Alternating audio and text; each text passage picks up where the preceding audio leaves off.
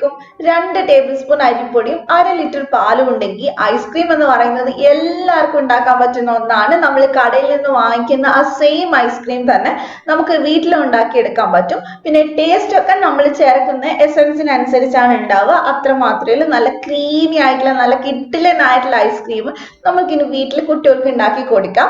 അപ്പൊ സിമ്പിൾ ആയിട്ടുള്ള ഈ റെസിപ്പി എങ്ങനെയാണ് ഉണ്ടാക്കുന്നത് നമുക്ക് നോക്കാം.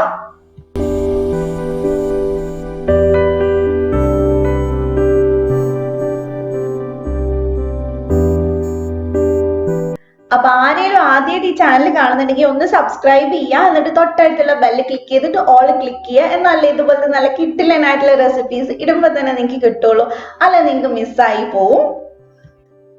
അപ്പൊ ആദ്യം തന്നെ നമുക്ക് അരിപ്പൊടി വെച്ചിട്ട് ഒരു മിക്സ് ഉണ്ടാക്കണം. അപ്പൊ ഒരു ബൗളിൽ ഞാൻ 2 ടേബിൾ സ്പൂൺ അരിപ്പൊടി എടുത്തിട്ടുണ്ട്. നല്ല നൈസ് ആയിട്ടുള്ള പൊടിയാണ് വേണ്ടത്.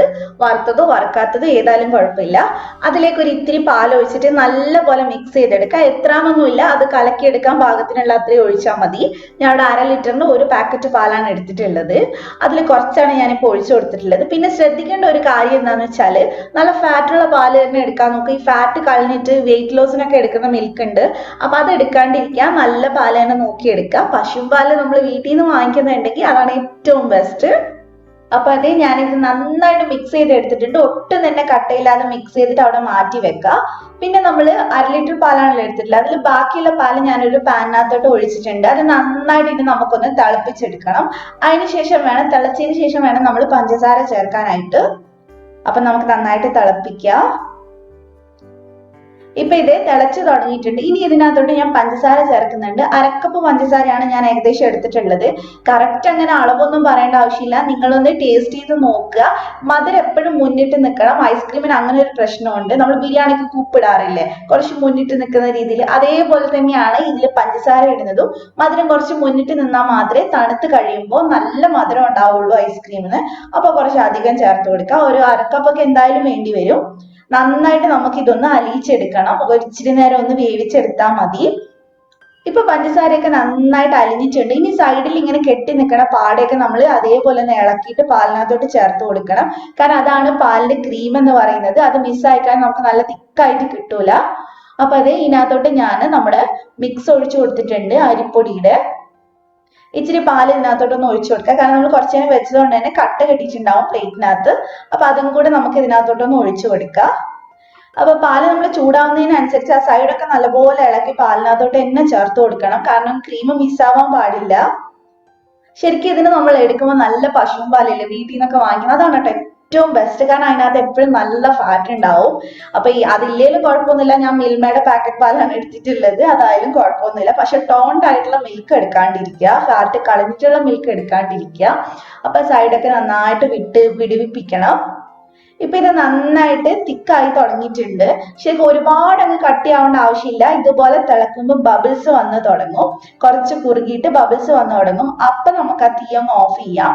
കാരണം ഇത് ചൂടാറുന്ന സമയത്ത് കുറച്ചും കൂടെ ഒന്ന് തിക്കാവും. ഒത്തിരി തിക്കാവണമെന്നൊന്നുമില്ല ഐസ്ക്രീം ആവുന്ന സമയത്ത്. അപ്പൊ അതേ ഞാൻ തീ ഓഫ് ചെയ്തിട്ട് കുറച്ചു നേരം വെക്കുന്നുണ്ട്. ഇപ്പൊ ഇതേ ചൂടൊക്കെ നന്നായിട്ട് പോയിട്ടുണ്ട്. നല്ല തിക്കായിട്ടുണ്ട്. ഇത്രയും തിക്നെസ് മതി. ഒത്തിരി അങ്ങ് കട്ട പിടിച്ച് വരേണ്ട ആവശ്യമൊന്നുമില്ല. ഇനി നമുക്ക് ഇതൊരു മിക്സിക്കകത്തോട്ട് ചേർത്ത് കൊടുക്കാം.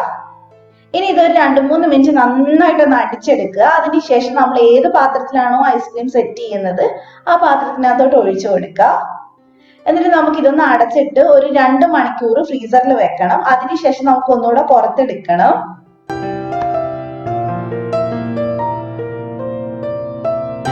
അപ്പൊ അതേ 2 മണിക്കൂർ ഞാൻ ഫ്രീസറിൽ വെച്ചിട്ട് എടുത്തിട്ടുണ്ട്. നല്ല ക്രീമി ആയിട്ടുണ്ട്. ഈ സമയം കൊണ്ട് കട്ടയാവൊന്നുമില്ല. സൈഡൊക്കെ ചെറുതായിട്ട് ഐസൊക്കെ കയറിയിട്ടുണ്ടാവും. എല്ലാം ഒന്ന് ഇളക്കി എടുക്കുക. നല്ല ക്രീം പരുവായിട്ടാണ് ഉണ്ടാവുക. ഇപ്പൊ തന്നെ നമുക്ക് കഴിക്കാൻ തോന്നും കാണുന്ന സമയത്ത്. അതിനുശേഷം നമുക്ക് ഇത് ഒരു മിക്സിക്കകത്തോട്ട് ചേർത്ത് കൊടുക്കാം. ഇതിന് ഞാൻ സ്ട്രോബെറിയുടെ എസൻസ് ചേർത്തിട്ടാണ് ഫ്ലേവർ കൊടുക്കുന്നത്. നിങ്ങളുടെ കയ്യിൽ എസൻസ് ഒന്നും ഇല്ലെങ്കിലും കുഴപ്പമില്ല, ഏലക്കാപ്പൊടി ചേർത്താലും മതി. അപ്പൊ അതിന്റെ ഒരു ടേസ്റ്റ് ഉണ്ടാവും ഐസ്ക്രീമിന്. അത്രേ ഉള്ളൂ. എസൻസ് ഉണ്ടെങ്കിൽ എസൻസ് ചേർക്കാം. അപ്പൊ അതേ ഞാൻ ടൈഗറിന്റെ സ്ട്രോബെറി എസൻസ് ആണ് ചേർക്കുന്നത്. ഇവിടെ മോനിക്ക് സ്ട്രോബെറി ആണ് കൂടുതൽ ഇഷ്ടം. അപ്പൊ അവൻ പറഞ്ഞതുകൊണ്ട് ഞാൻ സ്ട്രോബെറി ചേർത്തന്നേ ഉള്ളൂ. ഒരു 3-4 ഡ്രോപ്പ് ചേർത്ത് കൊടുത്താൽ മതി. നിങ്ങൾക്ക് പൈനാപ്പിൾ അതുപോലെ മാംഗോ അങ്ങനെ ഏതുണ്ടെങ്കിലും ചേർത്ത് കൊടുക്കാം. എന്നിട്ട് ഒന്ന് നന്നായിട്ട് 2-3 മിനിറ്റ് ഒന്ന് അടിച്ചെടുക്കണം. അപ്പൊ അതേ ഞാൻ നന്നായിട്ട് അടിച്ചെടുത്ത് നല്ലപോലെ അടിച്ചാൽ മാത്രമേ നമുക്ക് നല്ല ക്രീമി ആയിട്ട് കിട്ടുള്ളൂ. ഞാൻ വീണ്ടും നമ്മുടെ ഐസ്ക്രീം സെറ്റ് ചെയ്യുന്ന ബോക്സിൽ ഒഴിച്ചിട്ടുണ്ട്. ഇനി നമുക്കൊരു 8 മണിക്കൂർ കുറഞ്ഞത് എടുത്ത് വെക്കണം. അതിനുശേഷം വേണം നമ്മൾ പുറത്തെടുക്കാനായിട്ട്. നമ്മൾ ഫ്രീസറിൽ വെക്കുമ്പോൾ നന്നായിട്ട് അടച്ചു വെക്കണം, അല്ലെ ഐസ് കയറും.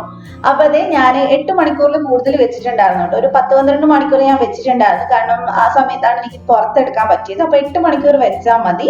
ഇതേപോലെ നമുക്കൊന്ന് സ്കൂപ്പ് ചെയ്ത് നമ്മുടെ ഐസ്ക്രീം സെർവ് ചെയ്യുന്ന ബൗളിനകത്തോട്ട് ഇട്ട് കൊടുത്താൽ മതി. സിമ്പിൾ ആണ്. പിന്നെ നിങ്ങൾക്ക് പെട്ടെന്ന് സ്കൂപ്പ് ചെയ്യാൻ കിട്ടണമെങ്കിൽ ഒരു 2 മിനിറ്റ് മുമ്പ് ഒന്ന് പുറത്തെടുത്ത് വെക്കുക. അതിനുശേഷം സ്കൂപ്പ് ചെയ്യുകയാണെങ്കിൽ കറക്റ്റ് ആയിട്ട് നമുക്ക് എടുക്കാൻ പറ്റും.